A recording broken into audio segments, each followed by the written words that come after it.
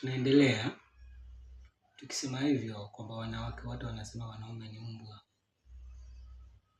wanakosea, kwa sababu sisi hatuwezi kusema vibaya kwao, kwa sababu mimi nikitukana mwanamke ni sawasawa kama nimetukana mzazi wangu, kwa sababu mwanamke yoyote ni mzazi, isipokuwa tofauti tu ni umri na miaka.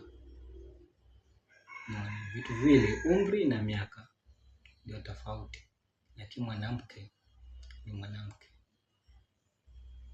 Na kama wamezoea kusema wanaume wote ni mbwa, basi mimi nawaomba tafadhali wasitumie hii lugha, kwa sababu ndio maana Mwenyezi Mungu akasema mwanamke kuingia peponi si rahisi, kwa sababu ulimi wake una maneno machafu.